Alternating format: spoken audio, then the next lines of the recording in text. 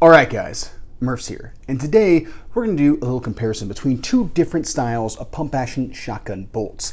Now, if you're interested in kind of like the evolution of modern shotgun features, including the bolt, go ahead and check out the link in the description to that video. However, during that video, I mentioned that I had never really gone through the process of comparing a Winchester Model 1200/1300/SXP in the current iteration bolt against that of the more conventional bolt arrangement that we find more commonly in shotguns. So in this case, the Winchester Model 1200 is the departure from the norm and is supposed to be the fastest pump-action shotgun on the market.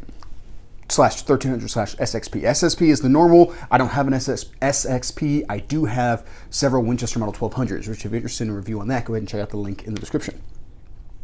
So the question formed in my head as to how much faster is a Winchester Model 1200, or is it actually faster than a standard configured bolt? So with that being the case, why don't we go ahead and get into a discussion about what makes the Winchester Model 1200 bolt different, which I did a whole video on that as well, but we're gonna go ahead and hit like the high points of it in this discussion. So this is a Winchester Model 1200 bolt out of my 12 gauge model. As we can see here, we have a multi-lug system, and it is spring-loaded. So normal bolt carrier setup, but we do have a screw in order to be able to keep the bolt together, and then it is spring-loaded. As opposed to the standard bolt arrangement, which I have out of my Remington 870 Express, previously reviewed on the channel, link in the description, in which we have a single locking lug that just elevates into position as the bolt comes into battery in order to be able to conduct locking in that manner. So, no springs or anything involved in the cycling of the Remington 870 bolt. That is the conventional setup that most of us would expect to see. Now, the idea here of the spring is that whenever it is that you close a pump-action shotgun, when you cycle the action, cock the hammer, and all those types of things, the action is locked up until you either press the slide release or you fire the gun, at which point you're then able to cycle the action. This is supposed to assist you with that. So once the round is fired, this bolt wants to help you open that action in order to be able to cycle the gun that much faster. You don't have that in the more conventional layout. So, in order to be able to conduct this comparison, what guns am I going to utilize? Well, I'm going to take my Winchester Model 1200, chambered in 16 gauge, and put that up against my Remington 870 Wingmaster, also chambered in 16 gauge. Now, Murph, why did you pick these two shotguns in particular? Well, because they are dimensionally very similar. They both have 28-inch barrels. They're both chambered in 16 gauge and are actually pretty similar in production years and all that kind of stuff. In this case, we've eliminated enough of the variables that we've isolated it to the point of being about the bolts, not necessarily about like, oh, well, you know, you're running a 12 gauge against like a 20 gauge or anything along those lines. They are as apples to apples as I can make them, and them still be two different guns in order to be able to get after the comparison of just the bolts. So capacities are very similar. Obviously, cycling is very similar. We're only going to be going after pump-action shotguns. Wouldn't make any sense to have this conversation against like a semi-auto. As well as the weight and balance and all those types of things are pretty comparable between the two guns. Okay, so how are we going to go about conducting this comparison, Murph? How are we going to get into the nitty-gritty of this? So in this case, we're not necessarily testing like reloads or any of those types of things. We're purely looking at cycling the action. So in my opinion, I think about a box of ammunition each of very similar loads, or the same loads, I guess I should say, will generate enough times for us to be able to take an average and compare. Mean all that kind of stuff. We can calculate that data and then compare those items at that point and get a good comprehensive feel for which of these guns is faster. Now, Murph, what do you think the results are going to be? Because realize, guys, I am filming this prior to having shot it. So How do I think this is going to play out? In my reviews previously of the Winchester Model 1200, as well as the Sears Model 200, which is the super cheap version of the Winchester Model 1200, same bolt and all that kind of stuff, just less expensive gun, I have encountered some issues. So I think this is going to end in one of two ways. One, I'm going to have a malfunction and it's going to massively skew the times. With this bolt being under spring tension, it wants to open. If it opens too soon, the cartridge casing is still swelled up and you wind up with issues with extraction. To where I've had this almost pull off the case rim from the cartridge itself. So what I have to do in order to be able to counteract that is I have to have forward tension on the slide, fire, and then cycle. But keeping, like pulling the fore end forward so that I don't necessarily have that premature opening. It opens when it is that I want it to, as opposed to like with a Remington 870, my preference is to kind of be pulling the gun into my shoulder, and I can do that more with just this hand, but I don't mind having a little bit of tension on the handguard so that I'm ready to cycle as soon as it is that I am ready to cycle. You can have the same issue on a pump action shotgun. No matter what, prematurely opening the chamber is not a good thing. And ideally, a pump action shotgun would keep you from doing that. However, if you're putting too much energy on that handguard, you can wind up running into those types of issues, those forced malfunctions at that point. The Winchester 1200, I'm going to have to fight against it. I'm going to have to very much so actively put forward pressure on that handguard in order to be able to keep it from prematurely cycling or attempting to prematurely cycle. If that occurs, it's going to massively throw off our times, but it is going to be a data point in the overall discussion between these bolts. Or option two is going to be that the difference between these two guns, everything goes right and they cycle smoothly without any malfunctions, and the difference between them is going to be hundredths of a second. So, with that being the case, let's go ahead and get into our shooting portion, where there's just going to be a long montage of me firing a ton of ammunition through these guns, generating the data in order to be able to compare them here after a bit. So let's go ahead and check that out.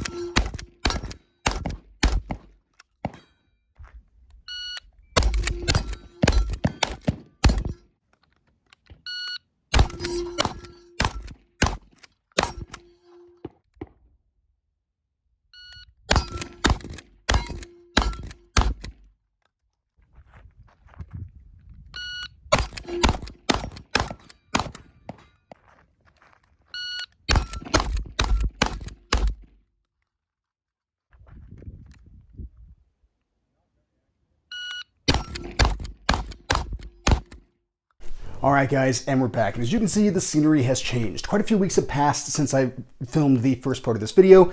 As I mentioned in this video, I filmed prior to the range portion and then went out and cut to the range portion, and now we're filming conclusions. And that's kind of unusual for the channel, because normally I film everything in one go, and most often any of the comparison videos that I've done, I have done an initial video for it prior to the shooting.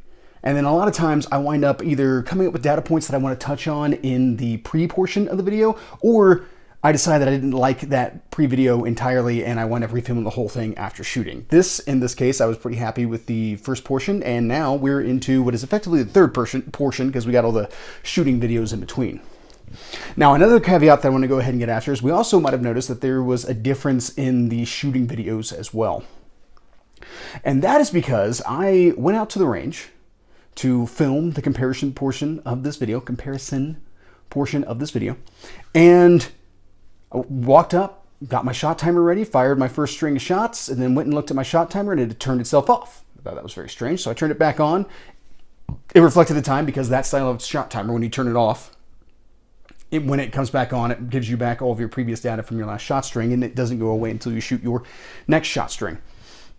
I reviewed reviewed the times and stuff like that, saw that I had all 5 shots reflected. So went ahead, loaded up the 1200 and did the same thing again, and the shot timer turned itself off yet again. It recorded my shots, it recorded my time and all that kind of stuff. So I then came to the understanding that because I had extensively used my shot timer at work the week prior at an advanced rifle marksmanship range that I was running, my shot timer was dead. It was barely limping along with whatever little bit of energy was left in that 9-volt. So like, that's no big deal. Went into my shooting bag, pulled out my spare battery, and it was dead too. So after that, I just went on shooting other stuff. Came back the next weekend, shot the rest of the footage. So I fired 50 rounds, 2 boxes between these 2 shotguns. Why don't we go ahead and talk about the results? So I took an average. It was 5 strings of 5 each. I took an average of the times, and what I came out to was that the Winchester Model 1200 is 0.3 seconds faster in cycling than the Remington Model 870. 2.73 for the 870, 2.43 for the Winchester Model 1200. So it would be conclusion B, or number 2, that I was talking about from the earlier portion of the video.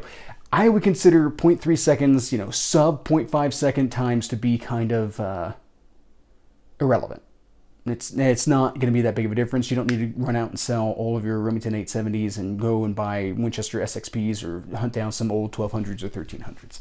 However, if we are answering the simple question of which one of these is faster, the Winchester 1200 is markedly faster. It is measurably faster than a Remington Model 870. Now, some other observations. As we saw from the shooting footage, the Winchester Model 1200 ran completely flawless with absolutely no hiccups or malfunctions. I appreciate that. It didn't wind up skewing our results. You might notice in some of the shooting footage that it looks like I slowed down closer to the end of each shot string.